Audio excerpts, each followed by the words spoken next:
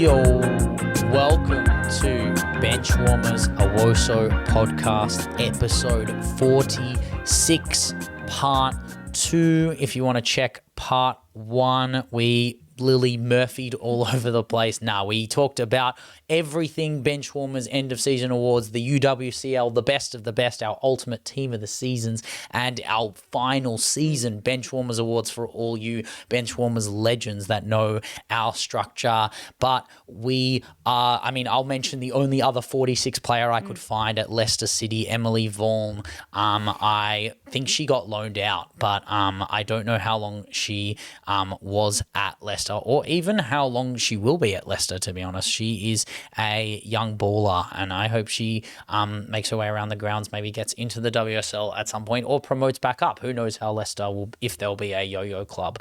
But we will start with the WOSO that is going on around the grounds. We will start with LEGGY'S NWSL Watch. Yeah, this week was a really interesting week in the NWSL, more so for the PR than anything. It always is. It always is until Leggy says it's not. When it's even if it was a 0-0 week, we would have NWSL lock. We would be back. We would be so back. Like draw NWSL draws. Yeah, but I wanna ask: Are we going straight to the big hitters, or are we going to your hated teams to start? No, there are no hated teams this week. There's no Bay FC. There's none of that because because the big games this week just trump these minnows, if you like. But I understand. Gotham, Seattle, I think that was probably the best game of the week, not only because of the names that participated, but also because of the implications in the league. I mean, Gotham, in their typical Gotham style, made it incredibly hard for themselves against an also struggling Seattle team, but they did come away with a 3-2 extra time win. And what was incredible is that they did not start this game very well. I mean, Mia Official got her first goal for the fish. Seattle, We said it as well. We said the fish would be back. Yeah. Oh my God, and this time beautiful. It came with a penalty, which again, I don't know if this is like the Kai Havertz charity penalty. I think she's been playing okay, but I kind of expected more GA from her, but this was definitely a penalty. She slotted it in under AKB very neatly. And then Mosado doubled the lead in the 23rd minute. And Seattle at home against a heavily changed Gotham side, I have to say, were 2-0 up. But really, it got started basically when they started making these changes. Esther Gonzalez came on at halftime, as well as a couple of others. And outside of some missed opportunities, around the first 20 minutes of that second half for Seattle, it was all Gotham because, of course, the big name came in, Sam Kerr. And with that came a new resurgence of energy for Gotham. Really, the comeback starts in the 82nd minute, incredibly late in this game. So Jaden Shaw, one of your goats, got away. She's unreal. Yeah, she got away too much time on that left-hand side, crossed it in far post to the second half substitute Esther Gonzalez. And I don't know what Seattle's Jordan Bug was thinking, but she leapt and completely missed the ball, complete air ball, and it lands straight to Gonzalez for the one-time volley. Easy finish near post. SD. Oh, mate, do you think she starts for Spain if she keeps playing like this? No, not at all. That was like a very fortunate goal. I'll give her the second goal, but that's only first goal down. Like, they need to score at least another one just to draw the game, but I think they want to win this game. Because if they won this game, they would have been top. But we'll get there. Gotham equalized in the 94th minute on another cross into the box. Bruninia had a ball just inside Gotham's half. With all the Rain players, I'm saying 10 players dropped back. She sent a long cross into the ball. Shaw chested it down. Beautiful move. It missed a couple of Rain players as it was getting back in, but it snuck behind to Esther, who finished it from close range. A very Esther goal. Very like Ewa Payo goal as well. One of those neat little finishes on the line. And they're 2-2. And there's still 3 minutes to go in extra time. This is Qatar numbers, if anyone remembers 22. It is a lot of extra time. Plus 12, plus 13. A lot of extra time. Plus, you have no stoppages. It's plus 8. Yeah. It's beautiful. And then if you score a goal, then they add like another 10 minutes in extra time. But Of course, who was going to do it other than Rose Lavelle, someone we lamented for the last 6 weeks, finally is rocking up. She scored the game-winning goal in the 97th She's killing me. She's killing me. How has she done this? So all she needed was a Ben to scream at her and say she's not worthy of starting to drop a 98th minute perler. I mean, to be fair, there was a there was a penalty, there was a VAR call, there was heaps of it. So it makes sense that it's not like it was just added for Gotham's benefit. No. Like the plus 10 was very much warranted. It was a very, very long game. But I mean, Rose Lavelle. I mean, who else? It's a who else situation, right? And it's Sam Kerr as well, right? Sam Kerr gets the assist for that goal. I mean, this is what Gotham does. And I mean, look, they look so much better in this home kit than they did in that Mumdanistan disaster of the Liberty. Give me Liberty or give me Sam Kerr, right? But I mean, I love when Sam Kerr does these kind of assists that are like she just chops the ball away from someone and someone goes, "Give me the ball. That was your pass." That is the equivalent of like the best of Sam Kerr's assists. Like it's basically just a heavy touch that goes to someone else. But yeah, shout out Gotham, who are, I mean, they're just pulling it up by the bootstraps now. They're top of the league? They were top of the league. I'll go on to who is top of the league now. But with that assist, Kerr is now the all-time leader in regular season goal contribution. She has 102. Limby Ndola had 101. But this is also the first time in 9 years that Gotham came back from 2 goals down. And I mean, to do it in that fashion, I think it's worth the wait.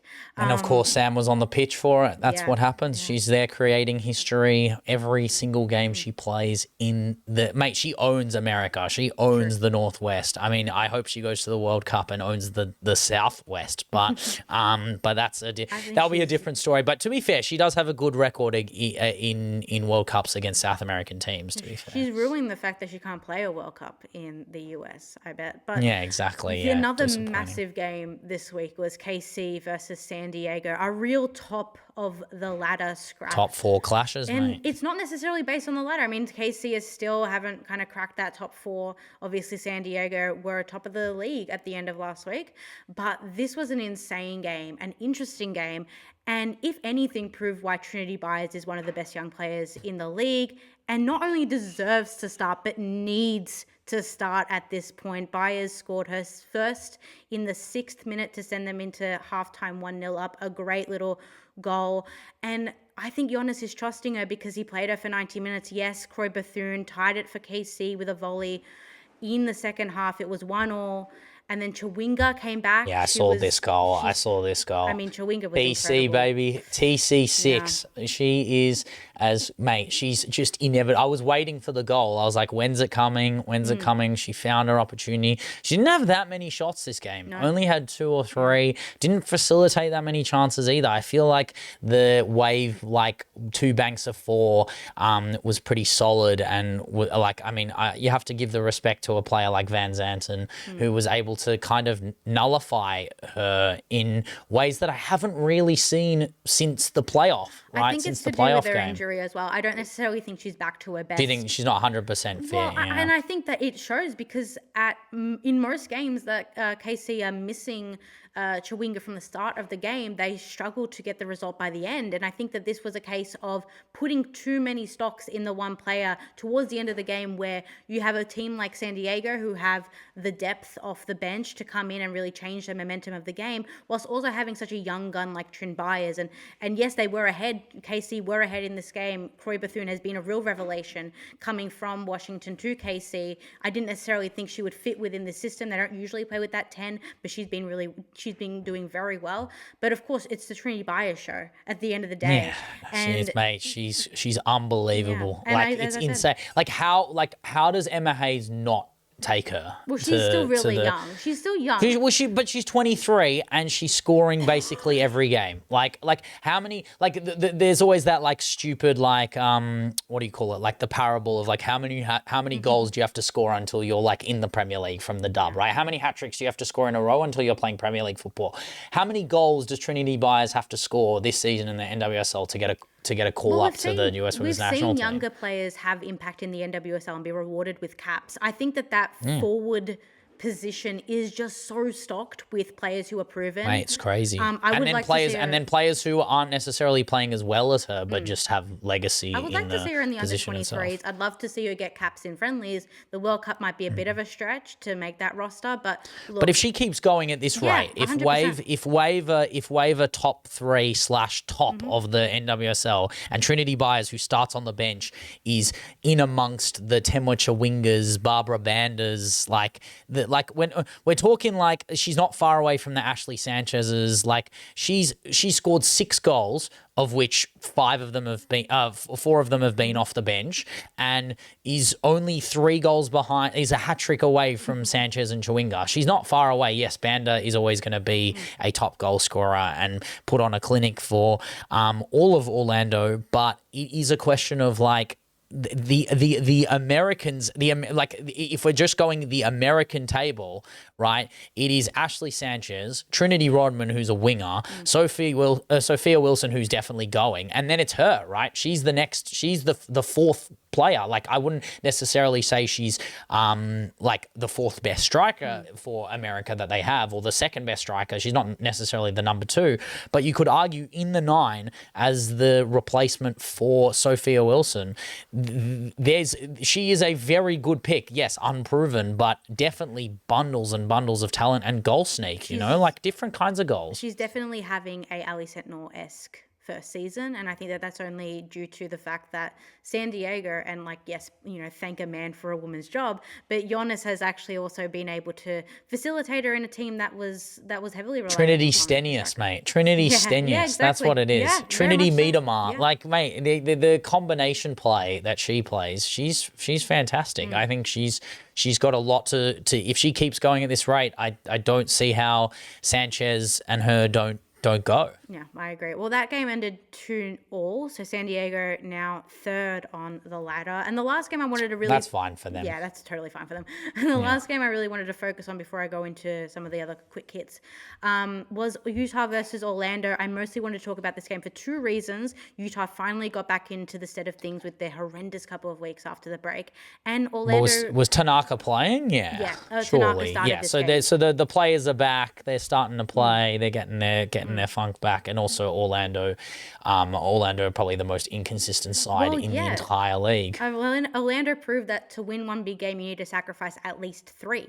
And this is 2 down, 1 more to go. Love that.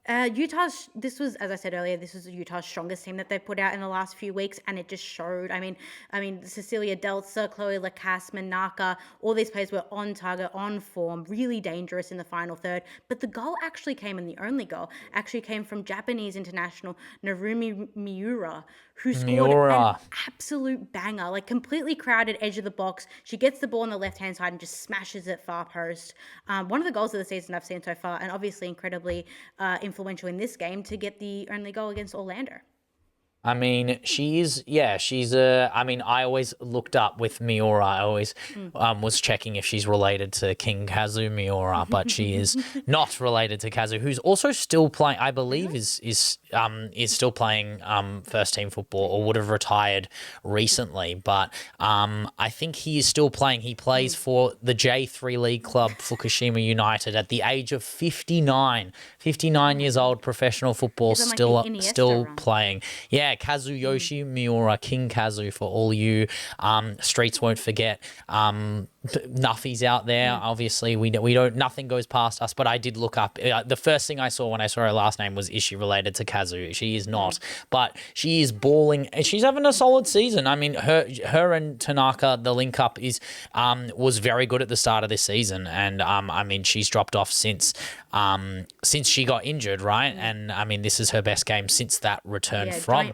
Tanaka. So she was dropping really, really good defensive performances, and I mean, her contributions from deep, her tackles, her possession wins in the final third are all above average in a league that it's really tough, a really physical, strong transitional league, and she's proving herself and proving Utah why they are still in the playoff rankings. Yeah. And then my quick hits, I just wanted to quickly mention Denver. So Heaps made her summit debut in front of her hometown crowd. True. I forgot about this. Yeah. Oh, my God. Wow. It's been a long week of NWSL watch. I know. Wow, Jesus. There's been like 3 games from each consecutive team. Yeah, it doesn't matter. It's just been a long week. And assisted the game-winning goal against the Thorns. This is actually a pretty big result for Denver. Denver, obviously. Mate, they beat Portland. Crazy. Yeah, I mean, Portland. What are we doing? Yeah, exactly. Portland have been struggling in the last, basically similar to Utah, basically since the midway part of the season, that mid-season break. Denver have been inconsistent, and I think that that's probably due to the fact that they haven't had someone like Lindsay Heaps. I think, as I mentioned, really at the start of the season, I talked about how Denver were really relying upon that single, even that double, if they were able to get Sam Kerr marquee signings. They've been doing all right. They're 10th, but this is easily one of their biggest results. And Portland have been quite atrocious, and I don't really blame them because I think that, much like I said last week, that mid-season break does impact teams differently. And I think Portland, especially coming off what was such an enormous start of the season, if we're talking about like momentum and we're talking about just genuine firepower, especially in that final third, I expected them to kind of slow down a little bit and reevaluate how they were going to take on that final third of the season. And also we know that defensive line wasn't going to hold itself to the same extent. I mean, especially with Macca, if I'm honest. But also Moultrie is a player that goes on purple patches. I love Olivia Moultrie, and she is the chosen one if we're going to do that game. But like Moultrie she drops months of like no GCs, and it's hard to have that much. Like, she is a player where she is such an ego player, she is such a confidence player, and when she's on, she's hard to stop. And I would extend that service to Sophia Wilson, but obviously with age that has changed. Like, she has just become an out and out consistent machine, and even post injury, I think we can say that Sophia Wilson is back to her level pre-injury. Bar the speed is a little bit less, but the intuition, it shows that she's actually more like, I don't know, the injuries show the ballers from the not ballers, you know, and you see if they manipulate their game differently. And I mean, obviously the greats can, and Sophia Wilson is seriously a great, regardless of what her international like capacities were in tournaments prior. Like this new Sophia Wilson will start for the US women's national team. There's no question about it. And my last one, just quickly, I wanted to talk about Washington. By time of recording, they are top of the NWSL ladder with their 2-1 win over Boston. No legacy. What? Really? Yeah. Holy moly. They've had a slow and steady rise, and I think that consistency has been able to pay off. No, Kang. You're supposed to finish second. Wait, no, but hold on. Is this like the dub, though? Is this like the dub where people haven't played enough games and stuff? They've all played 15 games. Some have played 16 games. Washington have actually played the 15 games in comparison to the 16 that San Diego No, because played. Portland and Orlando have played 17 games. Yeah. No, that was because there was some this morning that I'm not going to report on. Yeah, okay, that's fair enough. Yeah. But then Angel City's played 14 games. Yeah, and so there is some dub stuff. It's no dub. Like, dub will show you how to mismatch games in ways you can't even dream about. Like, you're about to see, like, I mean, what did we have earlier in the year? Melbourne City played 8 games and Victory had played 14. That was, I mean, it was fun not talking about my team for 6 weeks, but yes, I mean, Angel City, if they win all their games in hand, that's 9 points. They'd be in the top 4, which is crazy. But yes, we did say, I mean, Angel City are the form side in the WSL. What world are we living in? They're man Gotham. Yeah. I mean, obviously Gotham, but I mean, I'm here for this Gotham Avengers super team. Mate, this is what happens. New York Knicks win, and Gotham wins, and Mamdani rules all in Mamdanistan. But I mean, we have to mention. Wait, so who did the Spirit beat to finish top of the table? Boston, no legacy. They beat the Boston team. God, Boston have slipped to 14th now after their win last week, and their last couple of results. They got a draw and 2 wins previous to this result. Trinity Rodman. I did see Rodman's goal. Yeah, this one was much better, and unlike this was a very good goal. Like I have to put my hands up here. Like, there's a bit of there's maturity in that goal. That is like, the touch was horrendous. Yeah, confident. No, but that's just confidence player. That's that ego ball that we were talking about. That's parting like the Red Sea if you're a centre back because you're scared that you're going to touch. I mean, yes, Boston no legacy. Boston. What do you call it? Boston temporary impact. Yeah. That's what they should be called. Boston Impact rather than Boston Legacy. Got crushed. Their Spirit got crushed. Like, I mean, I still think that this Spirit team are fantastic and are worthy of second place on the WSL table. And look, the question will be, if they finished first, is there a generational choke coming? Is this the best team in the WSL in your opinion? No, I think that the best team in the NWSL is Gotham. No, I think it's changing every week, and I think that that's what makes Wow. the NWSL so good. I don't allocate a best team because I don't. Every week proves to me why when I attribute a best team. Okay, if you have to do like a quick fire now, who would you say has the best defense right now, and then who has the best attack? Oh, great question. I think that the best defense right now probably goes to Gotham. I think that they have the most sturdy defense. But in terms of attack, I think Utah and Portland have an incredible attack. But if we're talking about fluency in the final third, I think Washington have a way and an avenue to goal that is kind of unbeatable at the moment, and is proving why they have so many goals in the league. I think you could argue that Gonzalez is probably the best manager in the league. I think that's also very helpful to have. Yeah. Other than obviously the GOAT that is Jonas Edeval, who has the masterful resume that is Swedish ball. But I mean, in my opinion, I think the best firepower, not front three, but the best firepower is Curran. When Curran are in flow state, hilarious. When Curran are on Curran, they are fantastic. Obviously, when Pride are aura farming, then who can really beat Pride? But Gotham just looks so scary. They look such a scary team. They just look like they can never lose. It's so interesting. And their defensive line is, I think Spirit's defensive line is considerably solid, similar to Gotham, but it's also the ability for the Spirit fullbacks to get forward, which I find more impressive. I think Weisner and Matea are making their way up the line in ways that I don't know if Gotham's team is conducive to that. I think Gotham's centre halves is that they're old. They're quite old, and I don't know how. They are really just a Sonnet injury away from death, aren't they? Yeah. What Gotham will be without Emily Sonnet. I know. She did just get injured, didn't she? We're going to talk about that game probably next week in that top four clash, but we will see a post Sonnet Gotham legacy post that game. But that is all we have for Leggy's NWSL Watch as we move into contracts, extensions, rumors, retirements. Leggy, I have to talk about the first one. Confirmed contract, LeBron James. LeBron James is in Philadelphia. How is there no NWSL Philadelphia team yet? It makes no sense. We need LeBron at the NWSL. And this would have been generational. But I had to mention LeBron because, without LeBron, there is no sport. There is no life. There is no life without LeBron. Let's be real. The best Liverpool fan that's ever lived. Like he is, you'll never walk alone like no one's business. But we're going to mention the LeBron James of the dub, actually. Holly McNamara has chosen the Toffees. Leggy, your vindication. You said England. You said not at the bottom. Or you didn't really say not at the bottom. You just said a challenge. But surely this is how you're feeling, or should I say Scott feeling. The Kelly Gago replacement is Holly McNamara. This is such a good move for Holly McNamara, not only because of the WSL of it all, if you like, but because there is an active role for her in this team. Kelly Gago is out of this Everton squad,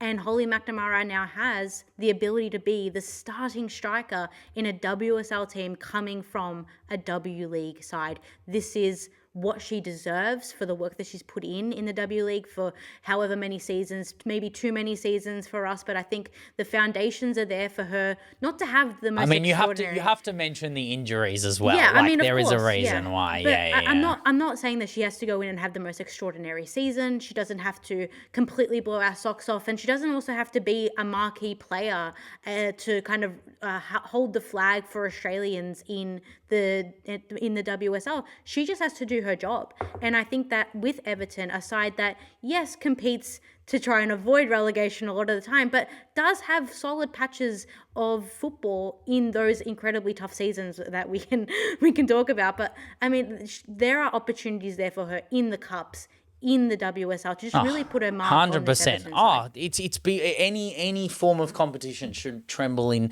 fear at the fact of her transitional game. Her physicality is there. And Leggy, where will she be playing? I mean, does she have to get her coat on? Does she get moving? There's no fucking way they're losing. So come on. Holly's down at Goodison Park. Oh, I'm so excited, mate. I am spiritually an Everton. Everton Evertonian. versus any other team that isn't my team. I am Everton. She is Miss Everton. She is going to be Tim Cahill and Holly Mack, That's the a great two shout, Australian actually. That's a great legends. That's shout. it. That is why I love this move so much. The Australian legacy, what it means to be Australian at Everton. He is an Everton legend. If you talk to us, Everton, like their best players ever, their iconic years where they were doing very well domestically 20 years ago, before Sky bought the rights to the Premier League, the Big Five included Everton. Everton were an amazing team, and that team had Tim Cahill in it. That team was Tim Howard. Like, that amazing team has legacy ballers from all these countries that don't necessarily get the respect that they deserve, but Everton gives those players those opportunities, which is why there's like history in the fact that Holly Mack has moved there.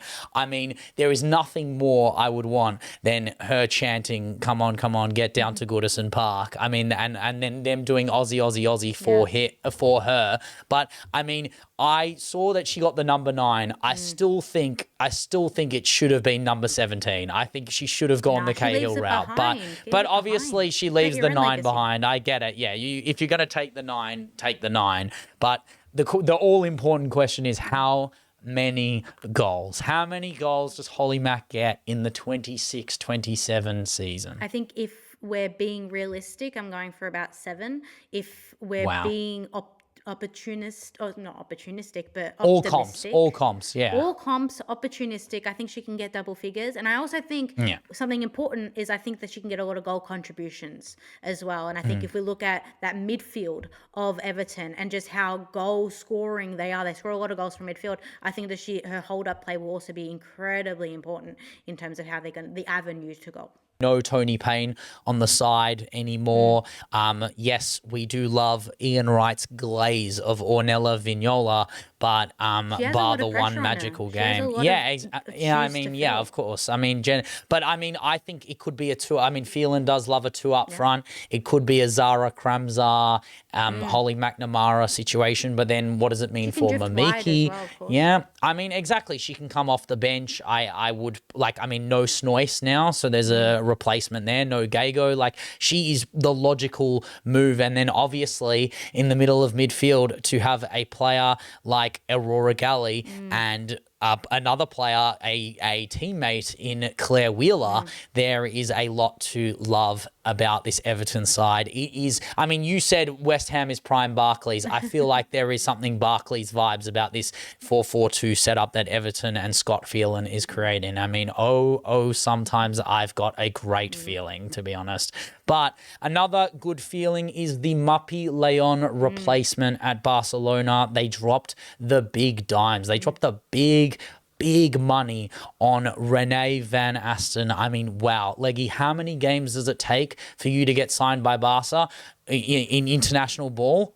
Basically 1. Let's be real. She played, don't get me wrong, her domestic performances this season and last season itself have been fantastic, and she is a worthy candidate of a move from her Ajax run, obviously getting Ajax to Champions League qualification, coming second in the Eredivisie. But I mean, she's now at Barcelona at 19 years old. This is a crazy move. This is, I mean, next to Esme Brutes, does this strengthens the Dutch? This strengthens Barcelona. I mean, not necessarily strengthens, but allows them to hamper the hole that Muppy leaves, because she is that left-sided centre half and is a proven goal scorer at the top level against France in a big game. And we talk about how when Barcelona players leave, we expect a direct replacement. And so everybody thought, what big world-class centre-back will Barcelona side?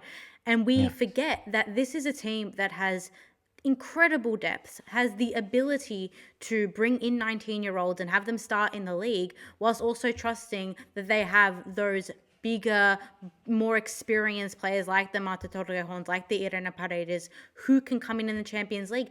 Van Asten can get 20 games this season in her first season for Barcelona as a 19-year-old. They are opportunities that are so rare in the women's game, but are afforded to Barcelona players. They're afforded to Lyon players as well. And I think her ceiling is incredibly high. Sure, I think she has an even bigger ceiling than someone like a Lyon counterpart, who's now not a Lyon counterpart, like someone like Sombath, in terms of a centre back who can carry the ball, who is good at distribution. And I think it's a different role. They're different centre halves, obviously. But I think if we're talking about younger less players, versatile than Sombath. Sombath can play fullback, obviously.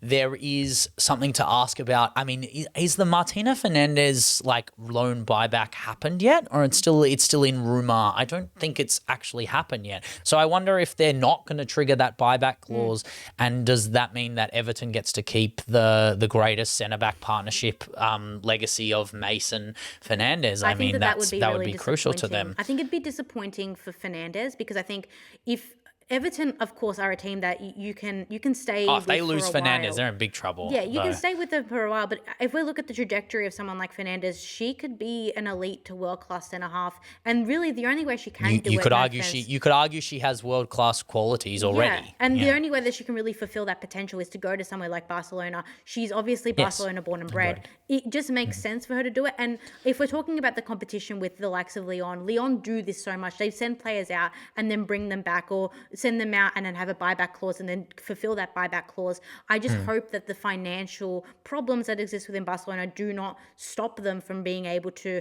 have those deals and have these players go out and then be able to bring them back. Similar to someone like Jana, for example. Do you not think it's a bit ironic to like put over 400,000 on a 19-year-old from a Dutch academy and then not trigger the buyback clause for one of your own? I feel like there is a little bit of like an identity crisis there. Not necessarily, like, obviously different profile of centre half. I think Renee Van Asten, just as a physical presence, is kind of terrifying. I think she could genuinely play for the Dutch. She could be a Van Dijk-esque figure for Barcelona, let alone the Dutch side.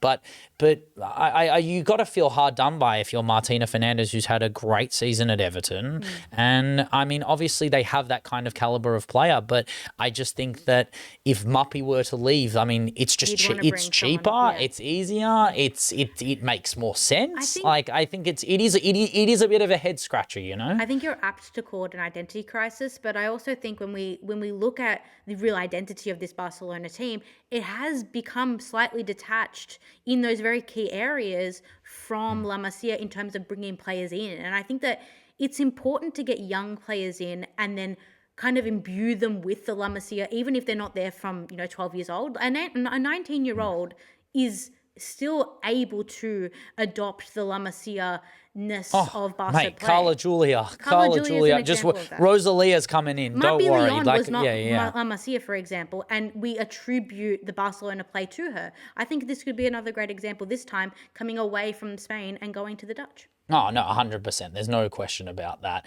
And I am excited regardless. I think both of them deserve a spot. And I mean, I think personally, it shouldn't stop them buying back Martina Fernandez, because like a great way to replace one Muppy Leon is to get two centre-backs who could potentially fulfill the void that is her, right? And I think both of them play on the left side. I've seen Van Asten play on the right. I've seen her play on both sides. I've seen Martina Fernandez play on the left side. I think she probably is the natural replacement. But if you're going, yeah, exactly. Leia can also play centre-back. Maybe that's what they think, but was also coming off an injury, and we don't know how that will manifest itself. She also played amazing in the six, but then, I mean, again, if Leia Alexandri doesn't get injured, then there is no Clara Sarah Geordie. There is no Time Lord in midfield. But we will move to a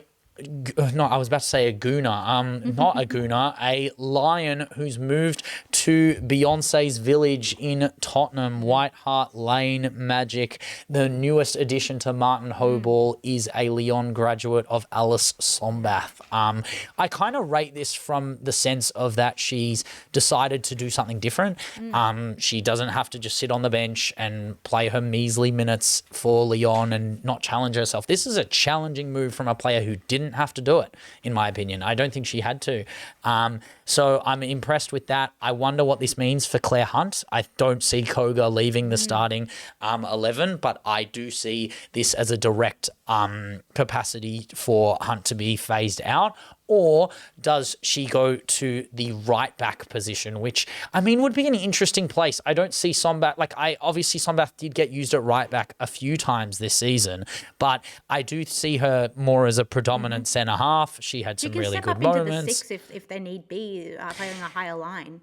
I mean, I just don't think that. I think that the way in which they play with Spence and Holt, obviously a bit further forward, I don't know how they're going to manage that 6 role. If they want it to be Spence, if they went Spence, get rid of Vinberg, you have Spence and Sombath, and then Holt on the 10, and then you have Nilden as well. But then you have Gopset on the left, and Hamano's returning. So obviously now they'll have Hansen, they'll have Holt on the right, and then they'll have Martinez up front. But I don't know what the right back situation is for Tottenham right now. I know at the end of last season it was Morris, and Ella Morris is a young, hungry English player who got her relative minutes at the end of the season at right back. But the majority of this Tottenham season, they're still in the post Ashley Neville era of that right back position that they tried to fill with players like Hannah Vike. And I don't know. As much as I love Swedish fullbacks,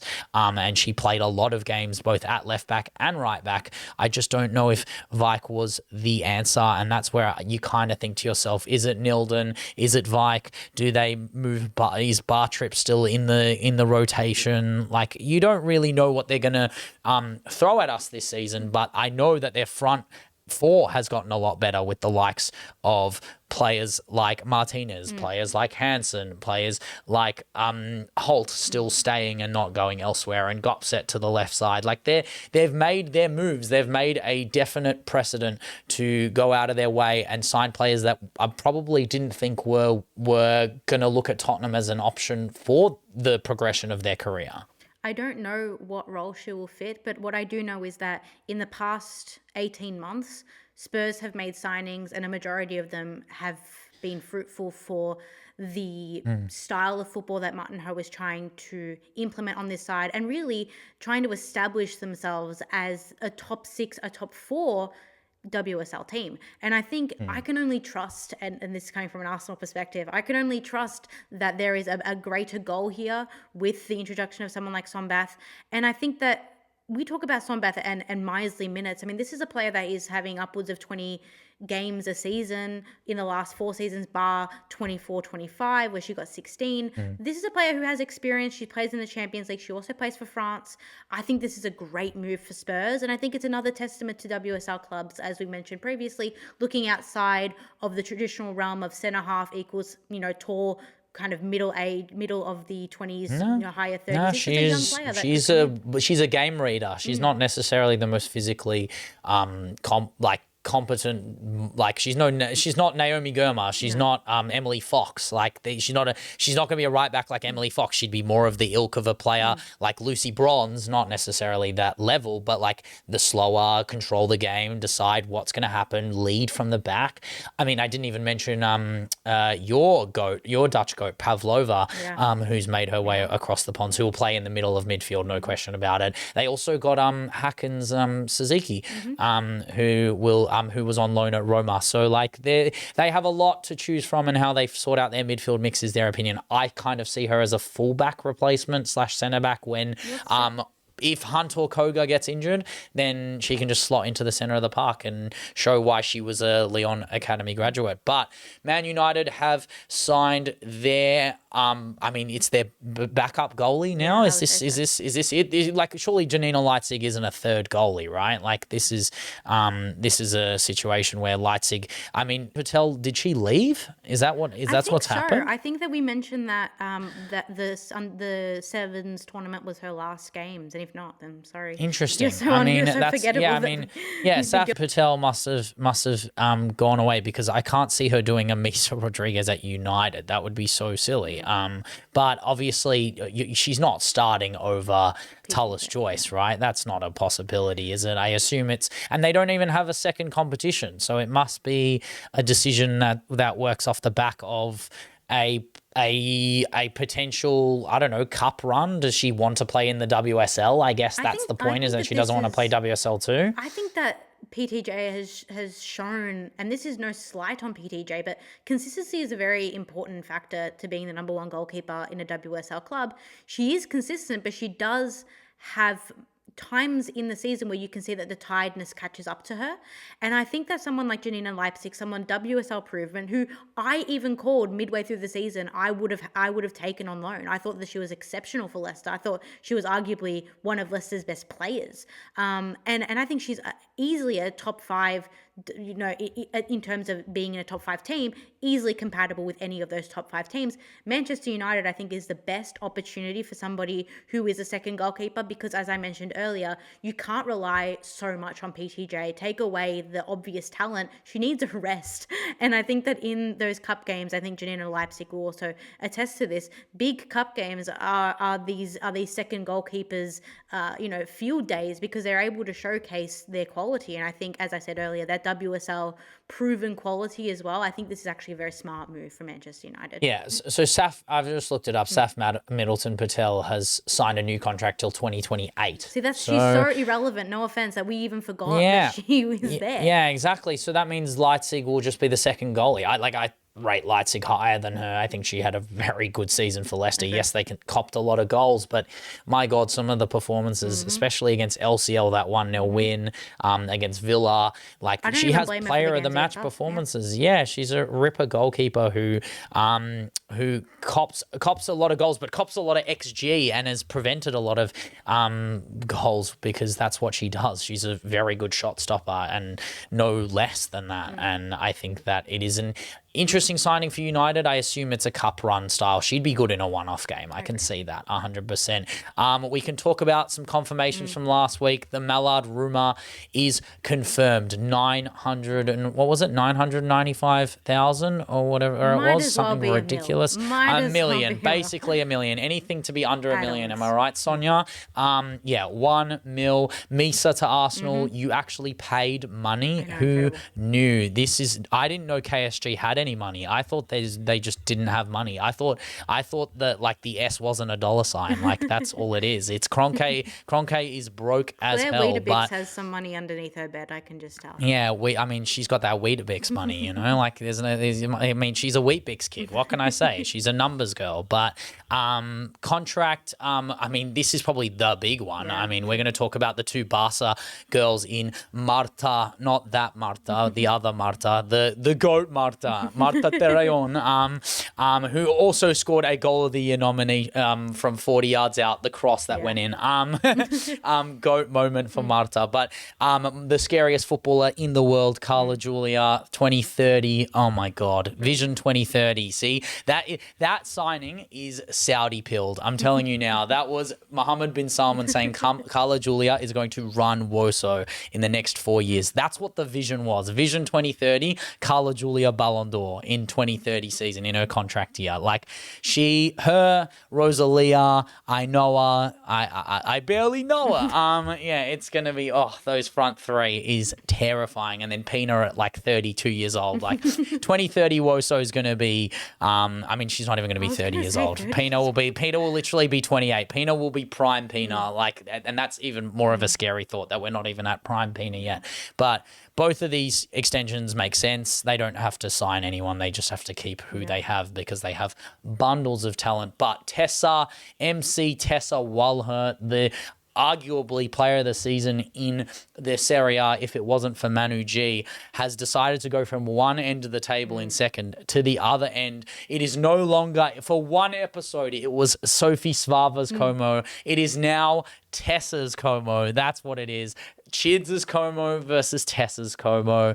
And this Como team, with whoever this Malaysian owner is, who is Kangifying Italy without Kang there, mate, respect the hustle. You have signed the best striker in Italy to stay up. Basically, they're doing this is an LCL-esque window for this Como 1904. And I said it last week, I actually think it's better. I think that this is a better move, a better transfer window. Take away the status of the players that LCL brought in. Look at the project building that Como 1907 are doing, and recognize that this is a team that is trying to establish themselves in a Serie A that we can talk about how competitive it is. And yes, there's a spectrum to being the best team to being the worst team, but to even be in conversations as a team coming up in those conversations of top four, of top five, because of the status of player that you're bringing in, the fact that you're bringing in players that left Italy like Giancinti and bringing her back to Italy. I mean, that's an incredible move in and of itself, as well as the younger players and the players who kind of are trying to prove themselves as well. I think this is a kind of rebel-esque, like a rebel without a cause team. Like, this is a team of players that want to be able to play 20 games a season and have a level of consistency and build the foundations. I don't think that this is the end for Como and their building. I think that these couple of seasons, bringing in these top players, will be able to build them into, season regulars and top four regulars in Italy. And then you start to bring in the big stars, the established stars. And I think Tessa. No, but they've got the middle ground right. They've got the Svava, they've got the Jamali, they've got then the oldies like Emily Harvey and was it Linari was the other one that moved? Yep. Linari who moved over, and then now to get a player of Tessa's caliber just puts them in a pack contention. Like, I don't know, them versus Fiorentina. Like, I it's a tough game. It's a good game. I think they beat AC Milan at this point. Like, this is a crazy build up. This is a crazy run.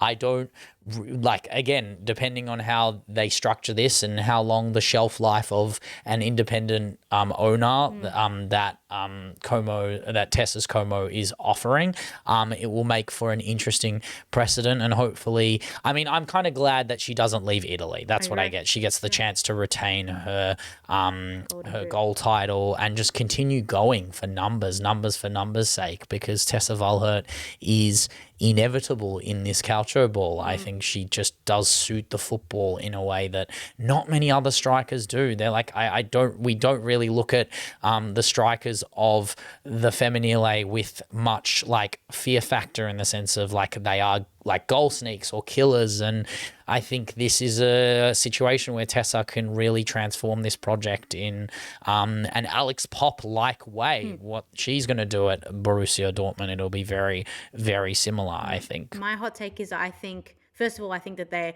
she could still top goal scorer again. Yeah, exactly.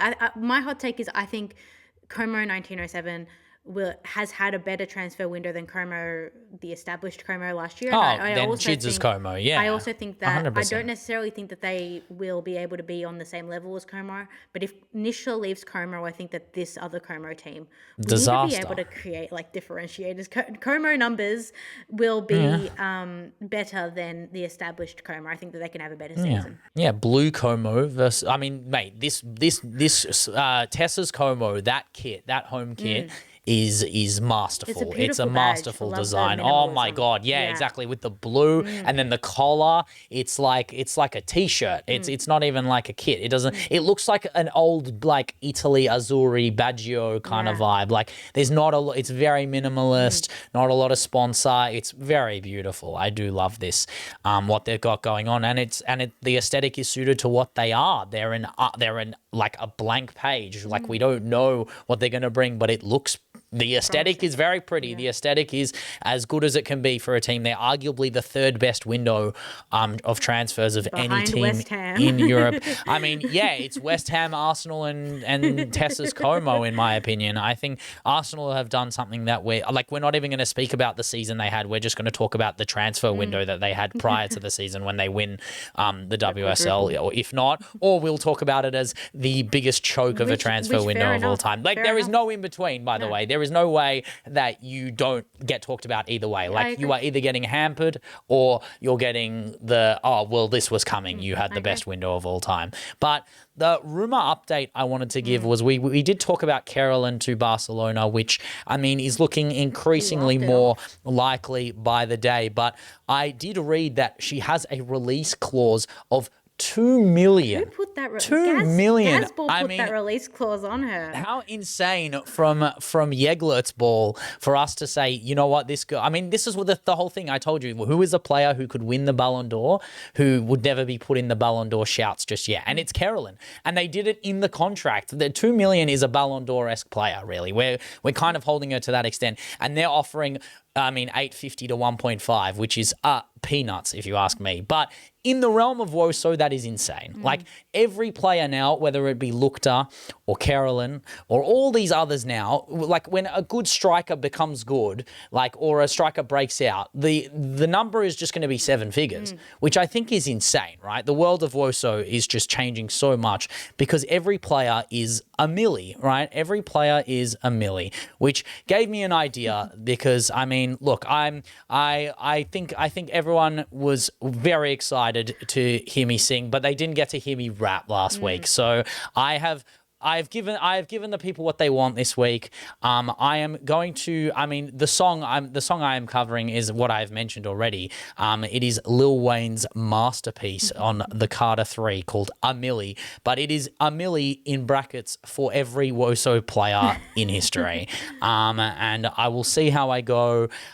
Yes, this song is not easy to do. If I need to re-record, I will re-record. That's what happens here. We know what goes down, but Ben will jump in the booth and we will see what happens if Ben can spit bars properly. But off the dome, we go for A Milli, Lil Wayne in 3, 2, 1, go.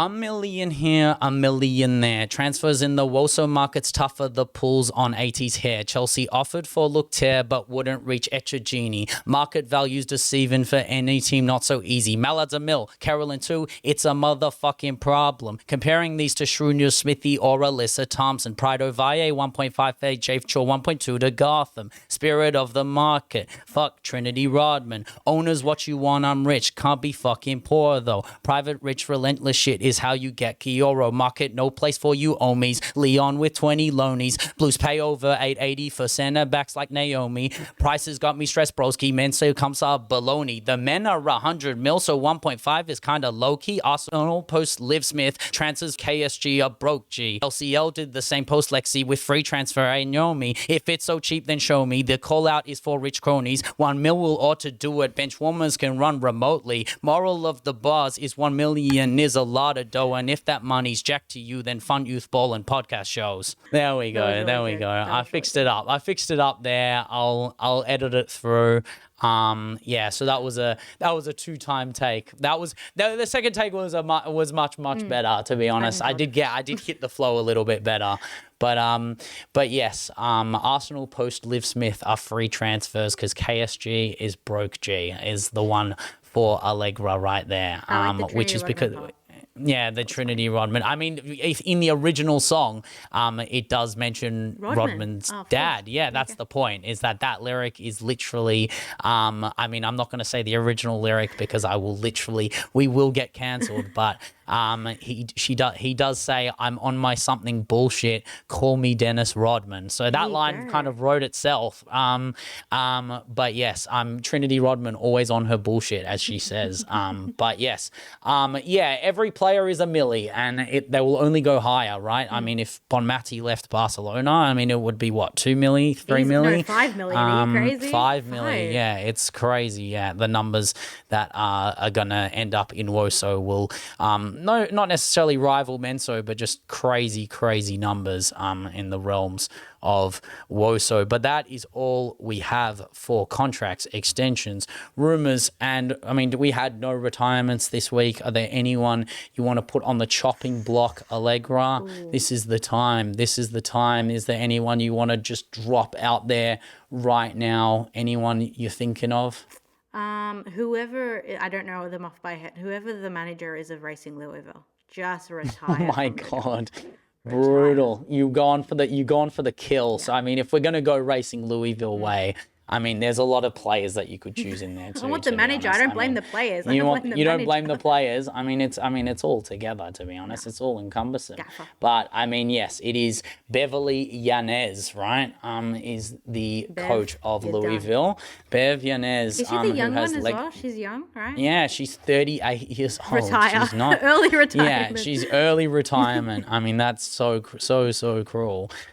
She was the assistant coach, so she just got the role, to be fair. But I mean, I don't think any of these players are old enough to retire from the NWSL. So maybe we'll leave a player off this week. Maybe Claire Wiedebix can retire and someone richer can Claire come in. Wiedebix is a genius. Okay, you know what? If you don't win the league, Claire Wiedebix retires. How about that? All of them retire. I sack them all. It's done. You sack them all. Yeah, they're all gone. The lot of them. The lot of them, yeah. Give me the lot. We'll take the lot. Claire Wiedebix goes to Barcelona post. But yes, that is all we have for contracts, extensions, rumors, and retirements as we move to the final recap of WOSO at the World Cup. I wanted to mention one thing before we talk about the final, which was this iconic tweet from this Spanish numpty who was saying, basically Vere Boquete was doing ITV comms for Spain, and there was a comment that was saying, no one knows who this girl is. She has no clue about tactics or anything. And I mean, like, what a hilarious meme. Like, to say Vere Boquete, like captain of La Roja, nominated Ballon, like baller and a half, has also treated horrendously by the institution as well. By the RFEF, and I mean, I think that's basically a symptom of being a La Roja feminine player at this point. But a UEFA ambassador, has been commentating for 5 years, has a stadium named after her, Royal Honour of Sporting Merit Medal. Like, she just, command respect. Silly billies be silly billies. It's the same as when Lids is doing SBS stuff for us, the legendary status she has in our country. But we will move to the final. So many legends there. Oh my God. From everything Jade hallelujah. Picon, everything hallelujah, as Beebs would say. Bon Matty there bringing out the ball. Ona, Marta, Lucy Bronze, Sam Kerr, Emma Hayes, ABJ, Alyssa Thompson sitting on her own, who knows why, and Carrie Lawrence. I mean, not a sore thumb in that. Can I have a culture watch? Can I have a quick culture watch? Go on for your culture watch. Sue Bird and Megan Rapinoe were there at the same time. If anyone doesn't know, they're now recently divorced. On opposite sides of the pitch. Like, were they supporting different teams, you reckon? I don't know. I don't know what I saw Meg Rapinoe wear, but I'm going to presume she was supporting Spain, because she said at the start of the tournament she thought they were going to win. She wanted Spain. But some major drama happening in Sue Bird. I mean, as long as it's not Sophie Cunningham, we're all good, to be honest, in Culture Watch. But then the all-important moment of Allegra's life, of many people's lives, was Madonna Mia. Seriously, what happened there? The best moment of Madonna, mate. None. All the songs we wanted. We said La Isla Bonita. We said Sabrina Carpenter come-out cameo. We said Material Girl. We said what else she could have been performed. Hung Up.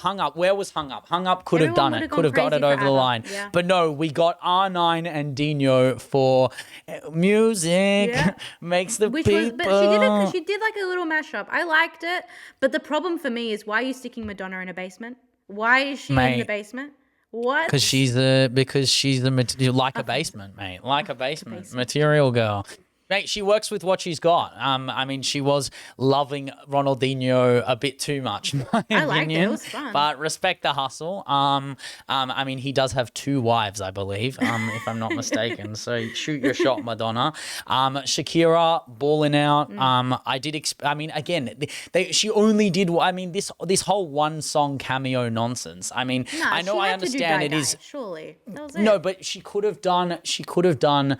Like, I would have loved a mashup. Like, if you're gonna do WOSO, if you're gonna do a Menso, you just do the history of the football. Like, Shakira has more legacy in Menso than Infantino, or I mean, that's just harsh. But yes, I mean, you could argue that to an extent. I mean, PK is responsible for like Baller League in a way, his own competition or whatever it is. Shakira is responsible for the culture. Come on. She is responsible for an entire continent getting their first World Cup, in my opinion. I think Shakira is directly responsible for 2010 ball and the Jabulani. I heard she made the Jabulani. She made Swaz ball. And then shout out to the girls who sung Coldplay's song for them, and Miss Piggy as well, who didn't sing.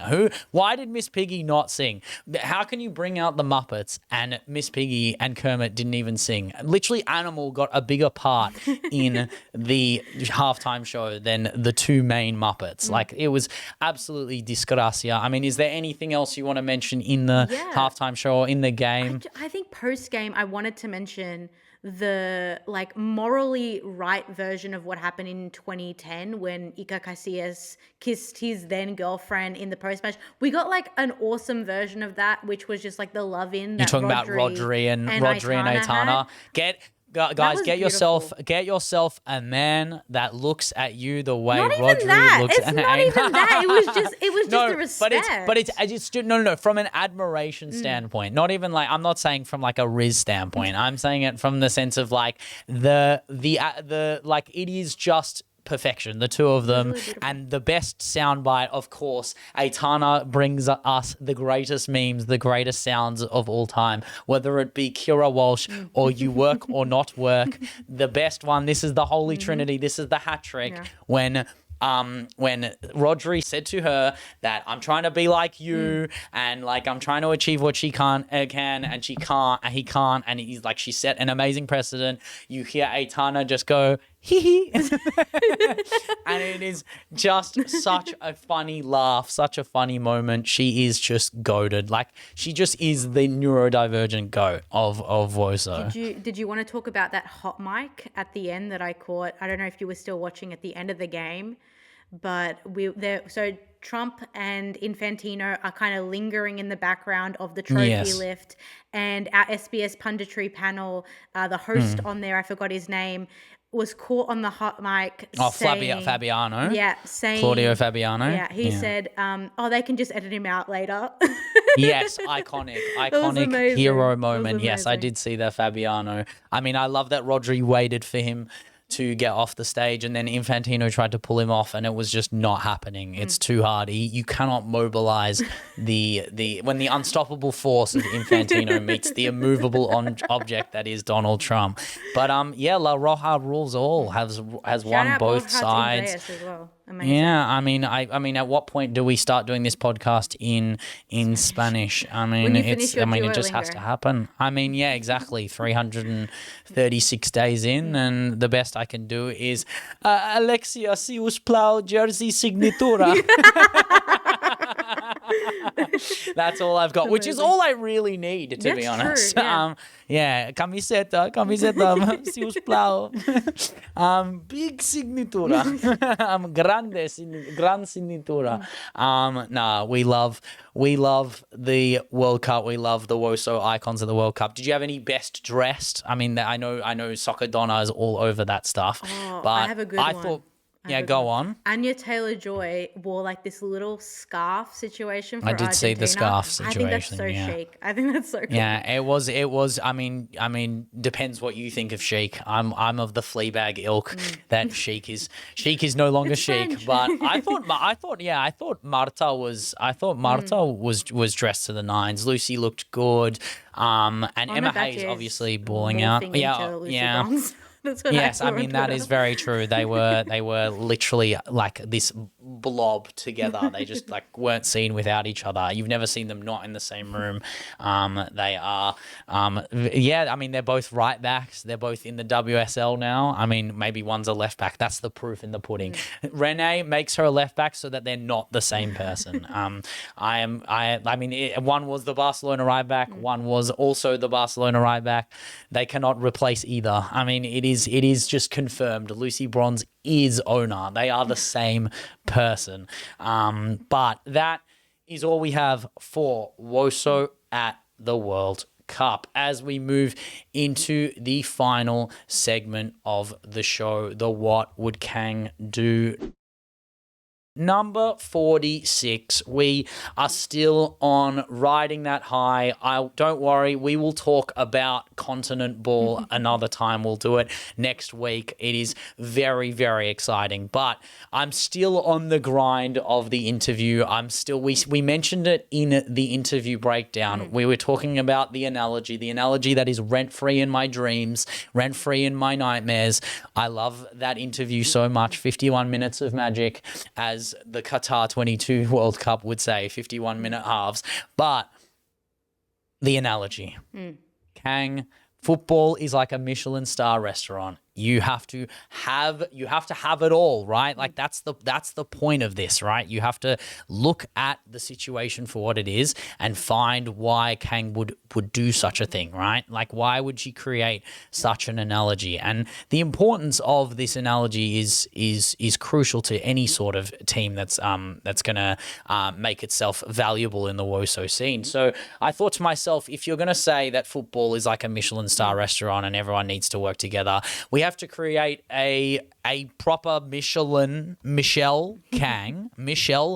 Kang star restaurant, right? So the only Michelin star restaurant I can think of, bar the menu, the bear, and the fat duck in Heston Blumenthal, that's an actual real Michelin star restaurant. I mean, I believe Attica in Melbourne is, but we're not going to talk about real restaurant. We're going to talk about what Kang knows to be a good restaurant in the Bear, right?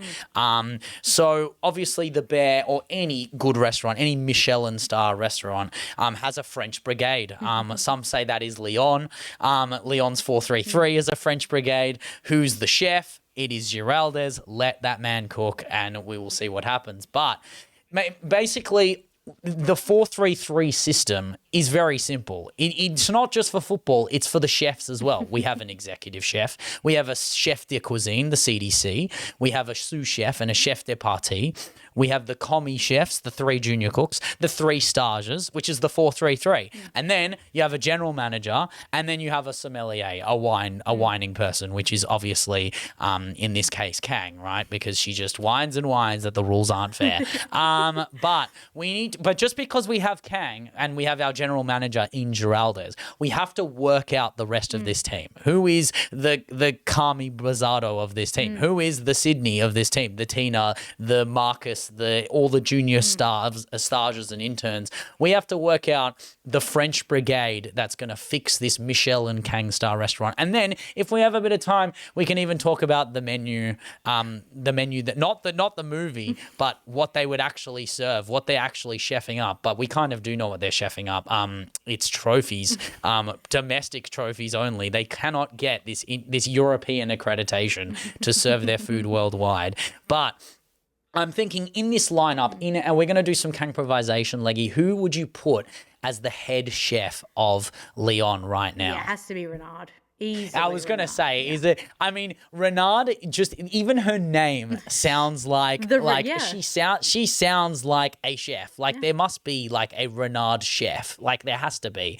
Like Chef Renard, like Sebastian Renard. I think he actually is a French chef who runs Masson Renard and Nicole Renard. They're all famous chefs of the Renard ilk. So it only makes sense that we get Wendy Renard as the exec head chef. The CDC, I mean, the chef de cuisine, this is like the Sydney. This is like the person who like is in charge of the menu, is kind of in control, dictates. It can be a younger player. It can also be just someone like who is just in control. We know that they're just a part of the system, the CDC. That's hard. So there's only two I can think of in my head, right? So like I was thinking the CDC could be De Mornay. So you could have a person like De Mornay who like instructs, but then you could also have De Mornay as like a chef de partie who's like the station chef. Like she's her own attacking, like creative flair. Like she's on desserts and stuff. Like she's doing the sweet treats because that's what De Mornay is. She's the magic and the vibes. Whereas the CDC has to be like, maybe Alexia? like Alexia at LCL from an LCL standpoint at the CDC. That's an interesting precedent. That's a good thought. I haven't really thought about it like that. It could be Alexia as the CDC. I'm wondering if at Spirit could there be a CDC? Oh no, there's no one there. Like, what are you going to put? Like, there's not Rodman one chef. like... There is not one chef. There is not one chef. True Rodman's like wait staff who like gets abused. Like she's. I mean, yeah, she could be. I mean, if we're going general manager Duraldez, I mean, yeah, we need a miscellaneous chef. She can be a waiter. I mean, she can definitely be a waiter. I mean, you could also put as a CDC. I mean, you'd probably want someone with their own what's it called? I was going to say acronym. I mean, you could go CDC, MBE, MERPS. You could go Mary Earps as the chef de cuisine. I feel like she's got her own like cuisine itself. She's got the French flair. She's got the French flair of the French Brigade. She's also got the English speaking. Yeah, she's got everything about it. I'm going to go CDC for MBE, MERPS. We've got the sous chef. I mean, that has to just be the biggest Ronaldo pilled player. Like, who is the most Ronaldo pilled player that can sue? It's Salma Basha is the sue. Yeah. I mean, she is. I mean, she's got all the potential. It makes sense. She can be the sue. That is the Tina Basha. I can see it. I can see Salma Sue. But CDP chef de partie. So yeah. Obviously you'd have different ones for different things, but I think you've got to have De Mornay, Chawinga, Rod. I even think you could do Rodman as a CDP. She could have her own dish that she just serves. Okay. And I mean, she does trash talk a lot. So maybe she is the waiter. I think you're right. I think she has to be the head waiter. But the CDPs, we need just 3 CDPs. I'm going to go De Mornay, sweet magic. We're going to go Chawinga, like super sub dessert at the end, like good dessert, good stuff. And then we need just something a bit more creative, something on top of like a Will Poulter kind of character that can come in and just dominate. Maybe Caroline Weir. I was gonna say maybe like a Caroline Weir or Eula Brand, like someone. JRK could be. Oh, JRK could come in as a CDP with that Swedish cuisine. Great shout. I think Caroline Weir needs to be in a position of power, and then we go into the junior cooks. I mean, this is so easy. This is the youngsters, the chosen ones. Claudina the commie. I mean, makes sense. I mean, that's not her. I don't know if it's her economical stance, but commie is junior chef. But we go Claudina, Lily Johannes, and who do we go? London City. Do we go? We could go Corrales. Yeah, we could go. You go Corrales, the commie Corrales. Yeah, commie Corrales. Commie Corrales, and then the stagers. So the interns. Who's leaving? I mean, Alana Kennedy at this point. Alana Kennedy. Alana Kennedy's a stage. Yeah. That's so harsh, but I mean fair. I mean you've got Alana Kennedy. You can go if we're going from Lyon. Who's a player who's like lamb to the slaughter at this rate? It's Tarsian. Oh my God, Stagian, Stage Kennedy, and then you go to the Spirit, and it has to be Cantore. I think Cantore is a good shout. Oh, great shout, Cantore with the Italian flair. Oh my God, I forgot about Gift Monday as well. Gift Monday, good as a like she could be the vibes as a waiter with Rodman. Yeah, the Monday sillies, am I right? Yeah. But yes, we've got everyone we really need, I believe. Just the sommelier, which is Kang. Any miscellaneous chef people? Would you want anyone cleaning? Who's cleaning up? Ooh. You could have someone like just a prime cleaner. Is it Gonzalez? Aslani. Is it Eder Maestra? Aslani the cleaner. Oh my God, that's so good. Like, she has to clean up whatever off the bench magic. She will be cleaning up a lot. But I mean, if you ask me, I don't see how this shop, this Kang's restaurant, Kang's cuisine, as you could call it, doesn't receive a Michelin star. I am so excited. Yeah. Oh, she'll buy the star if she doesn't receive it. Yeah.